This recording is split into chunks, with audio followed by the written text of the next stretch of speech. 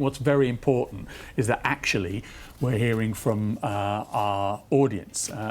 During BBC's Your Voice, Your Vote, we've been asking you which areas you feel you want questions answered on. So coming up, we've got questions on childcare, special education needs, and we're going to be hearing about housing as well. Plus, how will the candidates represent you in Parliament if they're elected? First of all, to help us understand the battleground that is Coventry and Warwickshire, let's bring in our political reporter, Joshua Nevett. What does that electoral map, Joshua, look like? Well, there are 9 constituencies across Coventry and Warwickshire. The Conservatives are the dominant force at the moment. They won 5 of the 9 at the 2019 general election, while Labour won 4. None of the smaller parties won any seats in 2019, and that's not unusual, actually. Most of the seats in Coventry and Warwickshire are won by either Labour or the Conservatives, and have done for a long time.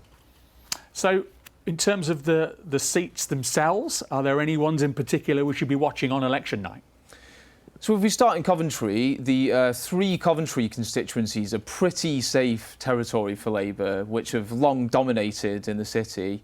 The Conservatives actually came pretty close in Coventry North West and Coventry South in 2019. There was just a couple of hundred votes in both of those constituencies, but they fell short. And Labour will be hopeful that they can win those 3 constituencies this time round. I think the contests to watch are in Warwickshire, actually, which is a Conservative heartland, really. There's the Stratford-on-Avon constituency, which has been a Conservative safe seat for a long, long time.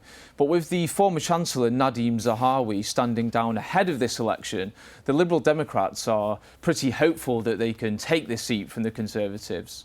And then, of course, there's Nuneaton, which has historically been a bellwether seat, which means it generally backs the winning party in general elections overall. And with Labour riding high in the opinion polls, the party is pretty confident that it can win there at this election. And I think, if we look at what's happening in Nuneaton, Keir Starmer visited the seat last week, actually. So I think that's a sign of how significant the constituency has become. And I asked him a question about children with special educational needs and how his party was planning to support those children. Well, it's very important that we support all children with special educational needs, and it's a real frustration and cause of concern for parents, obviously. So we will work with schools, we'll make sure there's a better plan in place.